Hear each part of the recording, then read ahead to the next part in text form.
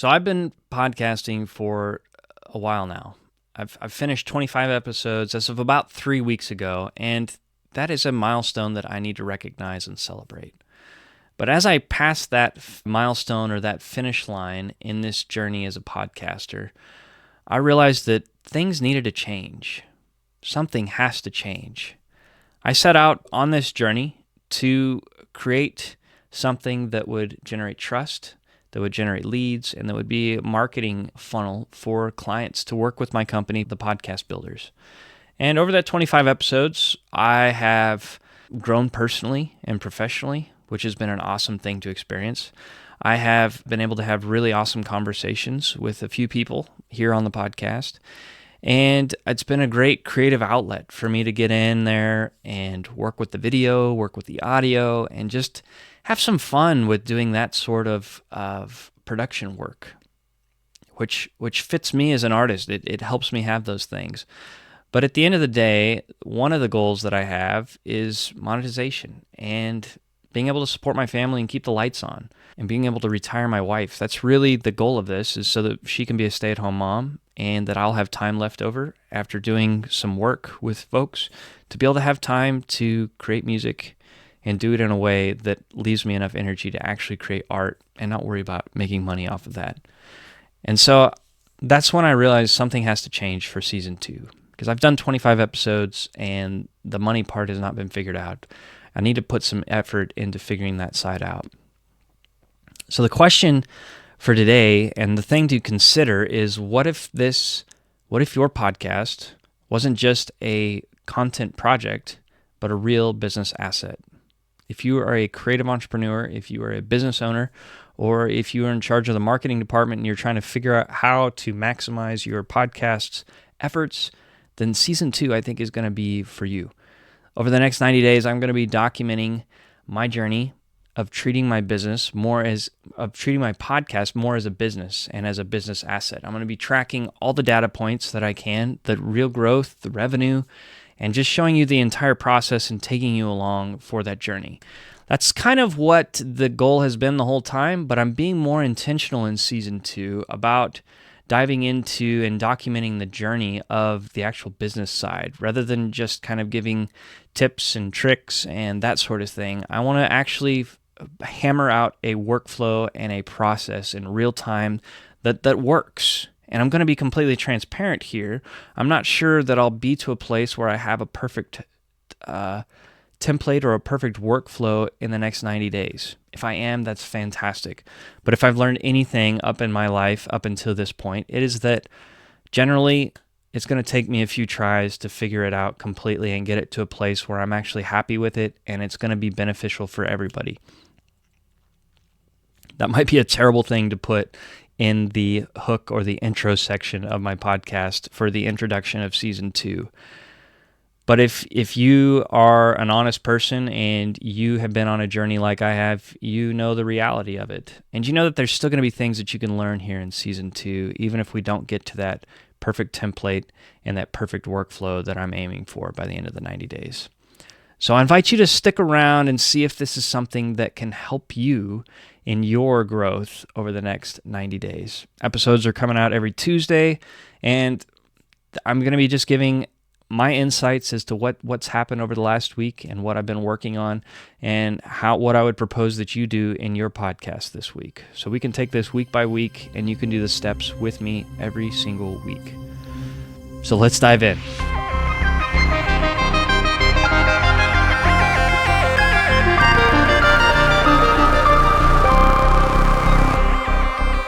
Okay, so what is this challenge all about? So I'm going to be taking my podcast and transforming it into a business asset, but what does that mean? Well, it means that I want it to be something that grows an audience, that generates leads, and that makes money. Those are kind of the 3 things that I'm looking for outside of personal development and a creative outlet, which it's already fulfilled those things for me, but these other 3 things I needed to do for my podcast builders. So the key goals are going to be the audience growth. I want to increase listenership and use real marketing tactics from people like Donald Miller with StoryBrand and Daniel Priestley with Oversubscribed, those kind of things to actually grow an audience that I can help and that I can bless, and use the tools that I'm learning here to actually build something that is beneficial for these people, for you, for creative entrepreneurs, for people like me. So that's the number one thing. And that's also the number one thing because that is something that I come across time and time again when I talk to podcasters. The main thing they want to learn is how to increase their audience size.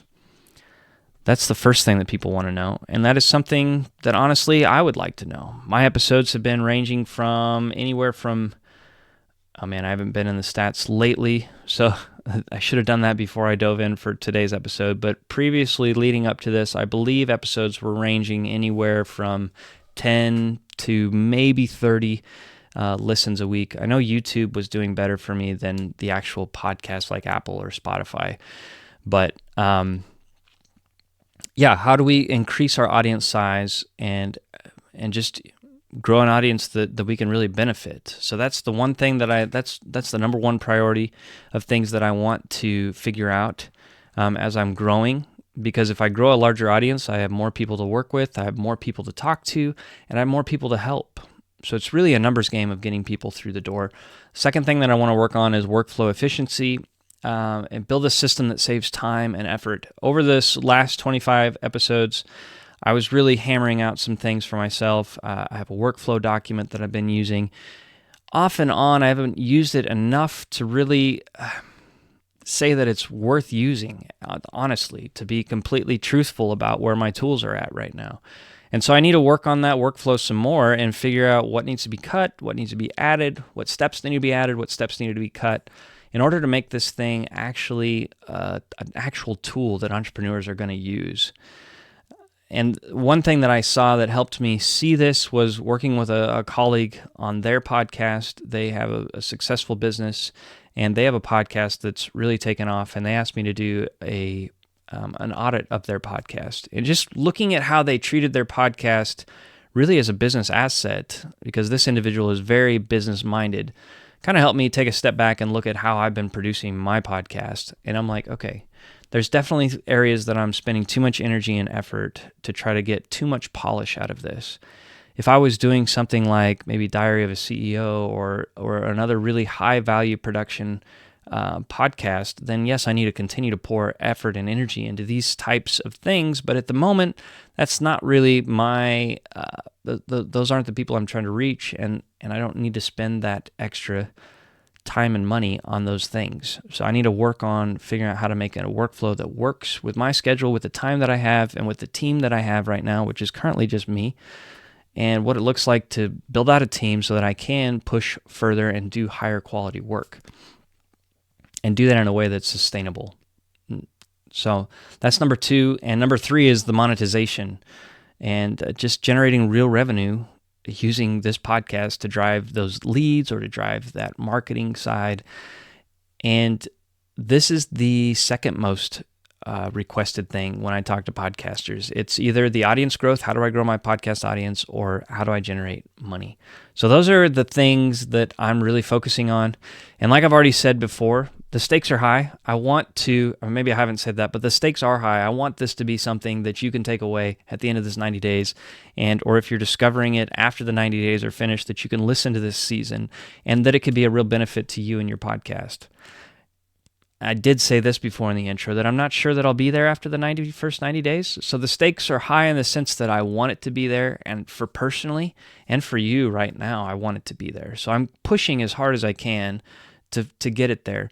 But if it doesn't happen, guess what? Season 3, season 4, I'm doing it again. I'm taking a break for maybe a month in between these seasons, and I'm going to recap in my mind and review all the stats and figure out where I need to shore up holes, where I need to push a little harder, where I need to readjust my attention and energy, and just figure out how to do this. I'm not quitting until I figure this out. So let's talk about why most podcasters fail to turn their show into a business. Common reasons is really attached to everything that I just said that we were going to tackle. There's no monetization strategy. Unfortunately, when you talk to podcasters, a lot of podcasters think the best way to monetize their show is to get a sponsor. And that's a great way to monetize if you have the numbers and you have the downloads. But a lot of people get stuck there because they're like, I have to figure out how to grow my audience in order to be able to monetize. So it's this chicken and egg kind of thing where you're trying to grow this other thing to get the money out of it. When in reality, we can monetize right now the skills that we have and the tools that we have if we're an expert in our field, and we don't have to wait for those sponsors. Yes, by all means, dream big and dream of the brands that you want to work with, but figure out how to monetize your own knowledge right now and prioritize helping your clients and your listeners right now in the here and now, and use your show to invite them into a conversation with you of how you could directly help them, and they could pay to be blessed and to further their career or further their business by working with you. So have a monetization strategy. Another reason that podcasters fail is we don't have a marketing plan. We hope the downloads will just appear out of nowhere instead of actively growing an audience. As an entrepreneur and as a business owner, you know just as well as I do that it takes an intentional plan of getting in front of people. What is your plan? How are you going to get out there? What problem are you going to solve to help people either thrive or survive? If you're not doing one of those two things, they don't care what you're making. So have you thought about your ideal listener? Have you thought about their problem? Have you thought about what you're solving for them? Or are you just kind of talking into the wind? This next one is one that I'm definitely this is one that I'm definitely guilty of myself. There's no lead generation. They don't capture emails or turn listeners into clients. There's no call to action to be a part of that. I will say that I've tried a little bit, I guess, of a call to action and inviting listeners into a closer relationship by inviting people to my Facebook group. And I've put a link down below, but I've not put a call to action to join a newsletter or an email list by any means. But it's also bigger than that. Like, we can put those simple things in there. I can call you to action and ask you to come and join my Facebook group all I want. But at the end of the day, if I've not given you enough value for you to say, hey, Caleb, I love what you're doing and I value what you're doing, so I'm going to pay you with my email address. If we start to think about it that way, it used to be this free-for-all on the internet where we could basically produce almost anything with a catchy title and people would just give you their email. We're in kind of a trust recession where people aren't willing to do that anymore. So there needs to be some level of value of what I'm giving you as the listener, what you're giving your listener as a value on your show, that they see you and they see value and they say, I love what you're doing and I want to pay you with my email address, with my personal contact information so that you can contact me and share more of this information with me. So there's no plan for that. And the final thing of why common reasons podcasters struggle is that there's no systemization. Podcasting feels like a time suck instead of a scalable asset. And that's part of what I'm trying to figure out with my workflow is how do I actually get all this packed in there with so much value, but in a way that it's not sucking all my time and energy, so I'm not left with any time to work on any other part of the business. So this season is going to be documenting everything, so you may be saying, what's different now versus season one, Caleb? Because in season one, you said that we were going to be doing similar things. You're going to be an open journal and diary of your journey. You're absolutely right. And but what's going to be different, I think, and what I'm going to be documenting specifically in season two is more on the business side of how do we practically take this podcast and use this as a case study and build something out of it that's going to push this business forward. That's really the difference, is documenting everything, mistakes, wins, real numbers, being super transparent with you guys, and just telling you where I'm at. You'll see the exact steps that I'm taking to turn my podcast into a real business asset. And by the end of this season, you should be able to follow, like I've said, week by week and make it happen for you. So if you're struggling with one of these problems, this season is for you. And I invite you to hit follow or subscribe wherever you're at so that you can come back week after week and continue to grow and benefit your podcast. So I've broken this into 4 key phases of growth that we're going to cover in season 4. The first phase is going to be laying the foundation. I'm going to be talking next week about my monetization model and what I'm doing to kind of set that up and what that looks like. Talking about my lead generation process and what I'm doing to set up capturing those and how I'm nurturing those leads afterwards and setting up my funnel.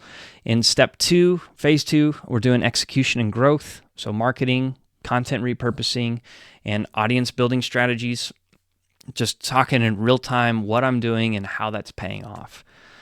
And then step 3 is going to be scaling and monetization. So streamlining that workflow, starting to sell these offers and trying to trial them in the real marketplace, see how they're working, getting feedback, and hopefully making this podcast profitable.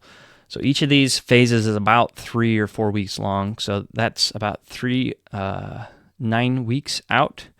So that's towards the end of the 90-day sprint, but I'm hoping to have some clients who are working with me by the end of that, working on their podcast, coaching them through how to do this exact framework. And then step 4 is going to be to review and refine this process and move into season 3. So learning from these mistakes, reviewing all the data that I've collected and tracked over the last 90 days, and figuring out where I need to do, what I need to do different. So each episode is going to break down a key part of this journey. This episode, it doesn't have a real actionable thing for you to take away other than I want you to treat your podcast as a business asset. This podcast, if anything, I think is talking about me trying to, and maybe I didn't do a good job of this, but trying to convey building a new mindset around my podcast. Seeing it not so much as a hobby, seeing it not so much as just some content that I'm trying to produce because that's what people say I need to do, but really treating it as an asset that if I pour time and energy into it, it should be giving me an ROI. And tracking that ROI so that I can actively know if I spend this much time, if I do these activities, if I do this thing, I should be getting this back. And doing that for myself and then also for clients and people that I work with so that I have more and more data to pull from to show, yes, if you do these steps, these are the things that are going to be happening. So I'm not just doing this for myself.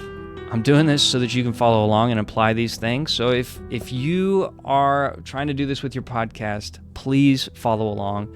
Please join the conversation. Send me an email, send me a DM on social media, wherever you want to connect. There's links down in the show notes. Please connect with me. I'd love to have a conversation with you. If you're struggling with one of these areas in your podcast, with monetization, with marketing, with content, let's talk about it so that we can get you moving in the right direction as you're following along with this season. And if it's a super fruitful conversation, who knows? You might end up on an episode with me as a guest and we can talk about it in real time so that we can help other people with their podcast as well. So one final call to action for you. I want you to start treating your podcast like a business today. I want you to also go to Facebook.